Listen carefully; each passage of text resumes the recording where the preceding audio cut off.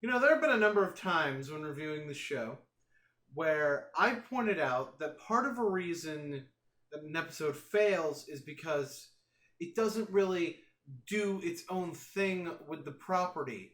There are a lot of times where it sort of seems to want to emulate the old show while at the same time having these major differences in tone with the old show. And I don't mind that there's differences in tone. What I'm saying is, if you're going to do that, you should be making an effort to tell your own stories and make your own creation through the use of these characters that we kind of know and that you are even still reinterpreting, and also be consistent with your own story. So I pointed out examples where them following too closely to the old show has been to their detriment. Here is an example that I don't get to bring out all that often. When going against the old show, when doing things your own way, results in something good.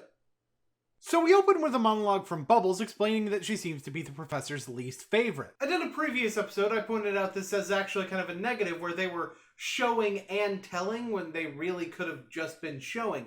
But I'd like to note that this episode is different from that.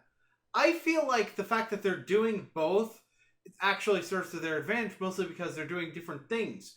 Like in that episode, they were showing Junkrat's actions, and then the narrator was describing who Junkrat was in a way that didn't really that we easily got from his actions anyway. Here, on the other hand, what we're having is Bubbles' narration describing what she feels about what we're being shown. We're seeing the interactions with the other two girls and the professor, and then at the same time we're hearing what Bubbles thinks of these things. This narration is also going to continue throughout the episode, and it serves as a very interesting second-person vantage point that we don't really see a whole lot in this show. Granted, I'm willing to admit that maybe part of the reason I like it is because I like Doug. One thing we learned by the end of all this is that Bubbles is really into art. Which is something we didn't really see before now, and could have been something that they could have used in earlier episodes, not like all of them, mind you, but like in places where it would have made sense to really flesh out the character more. This goes back into my, if you're going to create something new, then really create something new. I don't mind the fact that the character is still Bubbles, but if you're going to reinterpret the character of Bubbles, really reinterpret the character of Bubbles. If you're going to give her this sort of art thing, then she should have that more. Now, granted, they do in some episodes display her doing like coloring and whatnot, but that's more her being a child. Like here, she's talking about perfecting an artistic technique and being very interested in this particular artist and actually being a little bit more competent than you would expect for like someone in her grade range. She's very interested in the techniques and the style. Like that's something that could have come up sooner than now. Bubbles gets the professor to take her on a road trip to see her favorite artist, Zeitgeist. I get the joke with the name, by the way. Granted, even if I didn't know what the Zeitgeist was, I would still think of it as a sort of, pretentious modern artsy name. Even though, knowing the Zeitgeist kind of speaks to... Anyway, whatever. Think of Zeitgeist as Lady Gaga meets Andy Warhol. If you don't know who Andy Warhol is, then read a goddamn book, you uncultured swine! Along the way, they stop at multiple tourist traps. But the fact that they go to these tourist traps doesn't really play into the main plot. The only one that really does is like the first one. So basically, we see a scene of the professor on his fucking tablet, and then a short spot in the gift shop where Bubbles sees a Goldfish Flashlight. And this is where I want to bring up two things that I particularly like about this episode. The first thing that I really want to talk about is the fact that they do a good job of setting up things for later.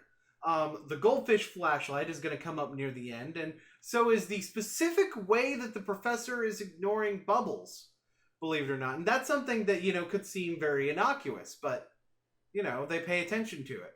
The other thing that I want to point out, and this is more about the flow of the episode, like, every scene seems to, every single, like, plot element that we go through seems to sort of roll into the next one. Like, the end of one piece of information seems to transition itself into the next piece of information. We've got a very much sort of rolling. We're very much like reaching the end and then reaching at the beginning, kind of at the same time. Simply by the way of the transitions being so effective. I personally found the transitions very effective, and it was something that I felt helped make this episode flow better, and it helped make the plot move in a very natural way. Oh, there's also a subplot involving the newly upgraded schedule bot acting like a babysitter at home. And the first one is kind of just Buttercup uses laser eyes. Okay, I was talking about the flow of the episode being good. Yeah, this does kind of break it up, but you know, it does actually like lead into this. It's kind of a break, if you will, in the action. Moving on. Anyway, Bubbles now has vivid paranoid delusions about the professor ditching her. And I think she forgot during this part that she can fly? Mostly because of the fact that she talks about building a hut of waffles. Look, I really don't like how stupid they sometimes present Bubbles in this show, but at the same time, in this particular instance, it is being used as sort of a way to have Bubbles' imagination go wild and sort of represent her emotional state well. Could they have done it better? Well, yeah, sure. They probably could have. But I'm not going to let that get in the way of knowing the purpose of what they're trying to do here.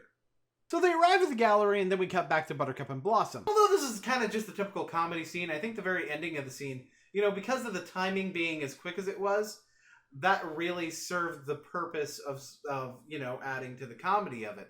Not to mention the fact that Buttercup using her laser eyes there is actually really relevant in that it kind of displays how much Buttercup really fucking hates ScheduleBot.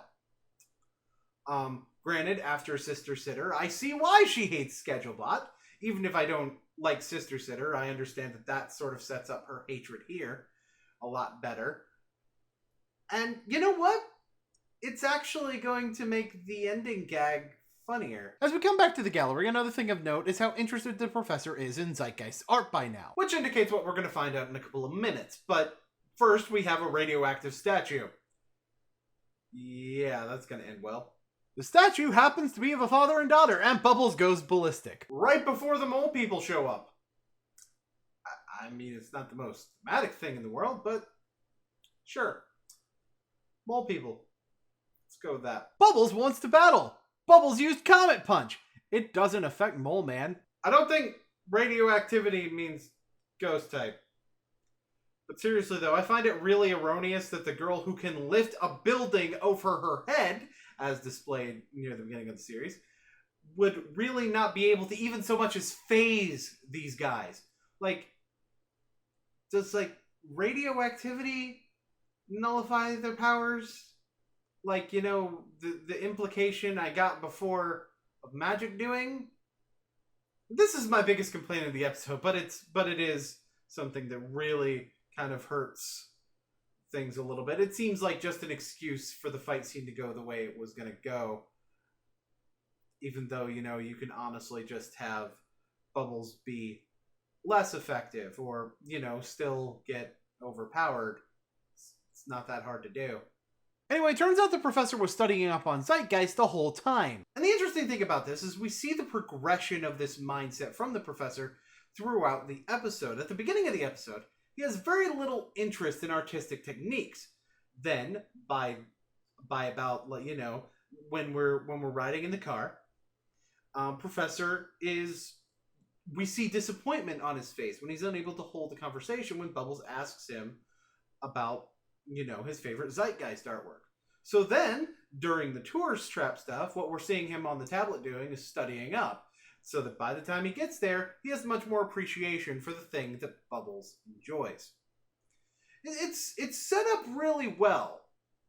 And even if you think it's predictable, you have to give them credit for setting it up that thoroughly. Oh yeah, by the way, ScheduleBot is a Frankenstein monster. And this is a perfectly timed intercutting with what's really going on with the B-plot. B-plot only needs a few seconds.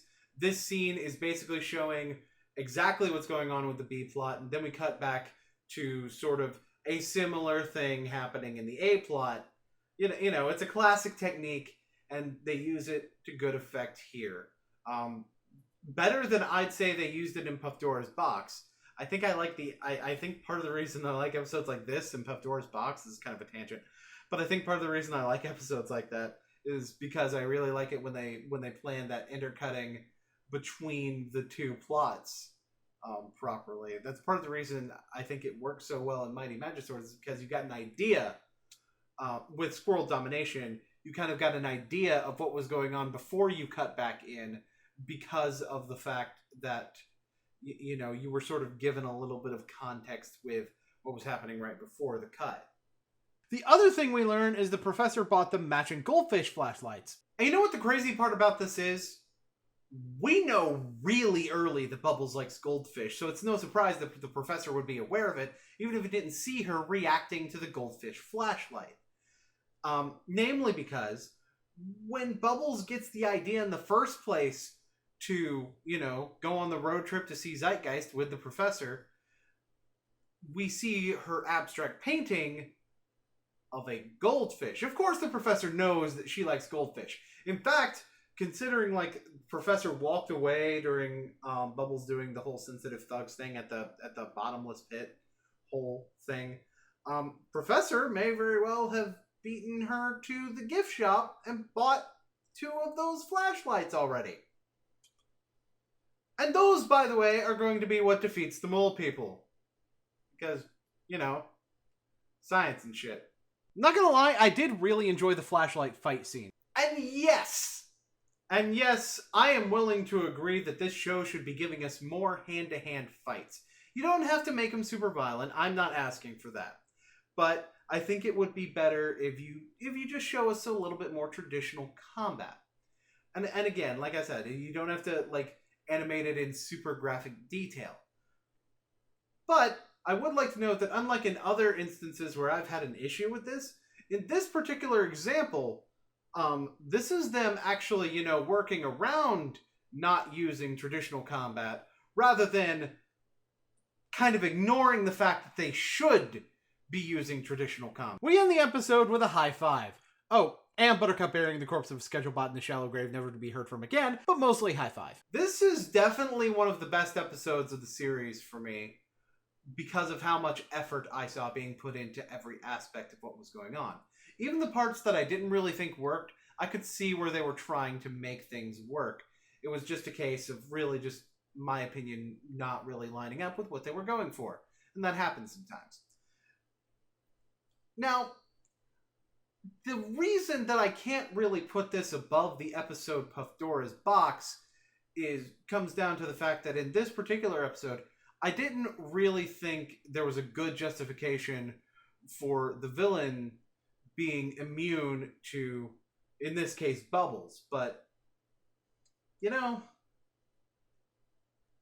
was really fucking close.